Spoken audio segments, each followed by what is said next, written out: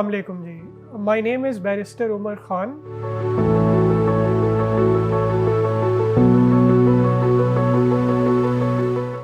بنیادی طور پہ جو ہمارا یہ ٹاپک ہے یہ دو حصوں میں ڈیوائیڈڈ ہے.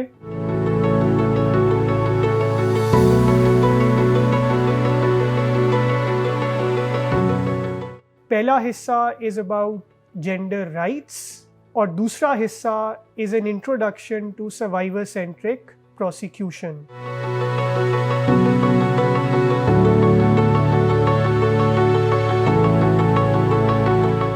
جینڈر رائٹس کو سمجھنے کے لیے it is important to understand the history of human rights both in Pakistan and internationally.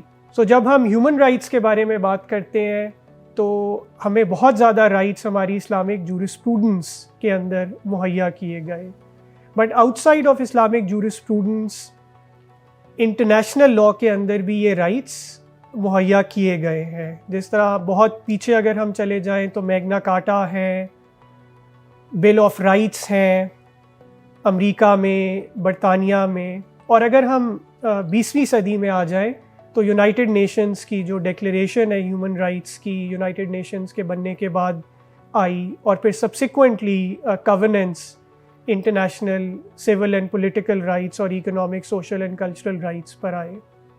ایک سوال ان میں اکثر اٹھایا جاتا ہے کہ جب رائٹس لوگوں کو مہیا کر دیے گئے ہیں، جس طرح ہمارا آئین بھی ایکوالٹی کا رائٹ دیتا ہے، UDHR ہے جو United nations declaration on human rights ہے وہ ایکوالٹی کا رائٹ دیتا ہے، ICCPR ہے جو international covenant on civil and political rights ہے وہ ایکوالٹی کا رائٹ دیتا ہے، اور بیشتر قوانین جب ایکوالٹی کا رائٹ دیتے ہیں جس کا مطلب یہ ہے کہ چاہے آپ مرد ہوں یا عورت ہوں آپ کو ایک ہی قسم کے حقوق ملیں گے.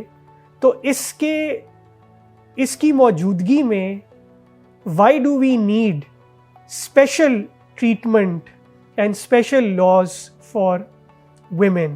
اس کی بنیادی وجہ یہ ہے کہ equality in law کا ہونا اس چیز کی ضمانت نہیں ہے کہ دراصل ریالٹی میں بھی ایکوالٹی ہوگی، جس کو ہم ایکوالٹی ان فیکٹ کہتے ہیں. ہمیں پتہ ہے ڈسپائٹ ایکوالٹی ان لاء 20ویں صدی میں، ایون 21ویں صدی میں جو مسائل درکار ہیں خواتین کو اگر انہوں نے کریئر میں پروگریس کرنا ہے یا بیشتر اگر انہوں نے جو سہولیات ایک اسٹیٹ مہیا کرتی ہے ان سے فائدہ اٹھانا ہے، تو they are not able to achieve and maximise their potential. اسی کے ساتھ ساتھ جو کرائمز کے انسیڈنٹس ہیں وہ خواتین کے خلاف زیادہ ہوتے ہیں. ہمارے اسپیشل لاز ہیں جس طرح ایسڈ تھروئنگ کے اوپر.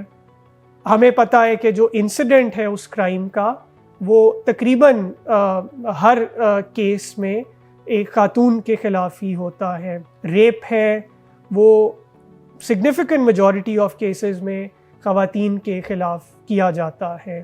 تو بنیادی وجہ ان اسپیشل لاز کی اور اسپیشل پروٹیکشنز کی یہ ہے کہ ایکوالٹی ان لاء جہاں پہ ہے اس کے باوجود ایک ان ایکوالٹی پائی جاتی ہے فیکٹ کے اندر، ان ریالٹی. اور دوسرا یہ کہ خواتین ایک ولنریبل گروپ ہے اور اس ولنریبلٹی کو پروٹیکٹ کرنے کے لیے ضروری ہے کہ ہم یہ قوانین بنائیں. آگے چل کے جو ہمارے آگے ٹاپکس ہیں ان میں ہم ان قوانین کے بارے میں تفصیل سے گفتگو کریں گے. پاکستان میں وہ کون سے قوانین ہیں، پنجاب میں وہ کون سے قوانین ہیں. پاکستانی لاء میں جو ہیومن رائٹس خواتین کو مہیا کیے گئے ہیں، فرسٹ آف آل تو ہم کانسٹیٹیوشن آف پاکستان کو دیکھتے ہیں جس میں دیر از اے چیپٹر آن فنڈامنٹل رائٹس. تو ایک تو جو حقوق سب لوگوں کو دیے گئے ہیں سٹیزنس کو، وہ خواتین کو بھی مہیا ہے. رائٹ ٹو لائف ہے، رائٹ ٹو فیئر ٹرائل ہے، پرائیویسی ہے، ڈگنیٹی ہے، ایجوکیشن ہے، ریلیجس فریڈمز ہیں اور بیشتر جو فریڈمز ہیں. اس کے علاوہ پاکستان بہت ساری انٹرنیشنل کنونشنز کا بھی حصہ ہے جس کو پاکستانی اسٹیٹ نے نہ صرف سائن کر رکھا ہے بلکہ ان کو ریٹیفائی بھی کیا ہے, which means that Pakistan has accepted that those international conventions apply to Pakistan. اس میں سر فہرست convention on the elimination of discrimination against women ہے جس کو ہم سیڈو کہتے ہیں. 1979 میں یہ کنونشن آئی, پاکستان اس کنونشن کا حصہ ہے. اس کنونشن کے پیش نظر اور ہمارے آئین کے پیش نظر بہت زیادہ حقوق ہیں جو عورتوں کو مہیا ہیں, اور اس میں جو سب سے بڑھ کر ہماری اسٹیٹ پہ رسپانسبلٹی ہے وہ صرف یہ نہیں کہ قوانین بنا دیے جائیں عورتوں کے حقوق کے لیے, but it is also incumbent upon the state to ensure implementation of those laws so women are able to live freely, independently and with dignity in a society as equal citizens before the law.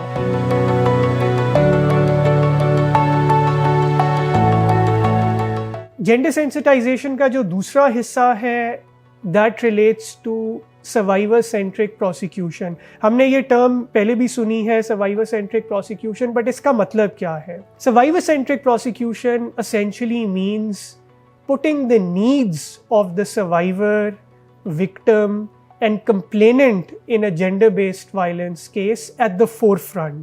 کہ as a police officer, as a prosecutor, as a judge, as a society, ہم جو بھی قدم اٹھائیں in prosecuting and responding to cases of violence against women, ہمارے ذہنوں میں سب سے پہلے اس وکٹم اور سروائیور کی جو نیڈز ہوں وہ سر فہرست ہوں. تو in fact survivor centric approach کا مطلب یہ ہے کہ we take a whole of society approach in ensuring that the needs of a survivor are placed at the forefront. اب یہ کیسے ممکن ہو سکتا ہے؟ ہمیں پتہ ہے کہ سب سے پہلے تو جو سب سے بہترین حل ہے اگینسٹ وائلنس اگینسٹ ویمن وہ پریونشن ہے. لیکن اگر پریونشن نہیں کی جا سکتی اور ایک کرائم وائلنس کا کمٹ ہو جاتا ہے تو جو ہماری پروسیکیوشن کی اپروچ ہے that should be centered around the survivor. Pakistan میں بہت زیادہ قوانین ہیں, آگے چل کے ہم ان قوانین کے بارے میں گفتگو بھی کریں گے. اس کے ساتھ ساتھ جورسپروڈنس موجود ہے, ہمارے سپریم کورٹ کے فیصلے ہیں. فیمس ایک ڈیسیجن سلمان اکرم راجہ کیس میں 2013 میں سپریم کورٹ نے دیا. سندھ ہائی کورٹ میں کائنات سومرو کا کیس ہے جن میں گائیڈ لائنز مہیا کی گئی ہیں کہ وائلنس اگینسٹ ویمن کے کیسز میں کس طرح سے پولیس نے, پروسیکیوشن نے, جوڈیشری نے ڈیل کرنا ہے. مثال کے طور پہ ایک ایگزامپل سروائیور سینٹرک پروسیکیوشن کی یا کیس مینجمنٹ کی یہ ہے کہ جب ایک خاتون پولیس اسٹیشن جائے تو وہاں پہ اس کے ساتھ کس قسم کا سلوک کیا جانا چاہیے.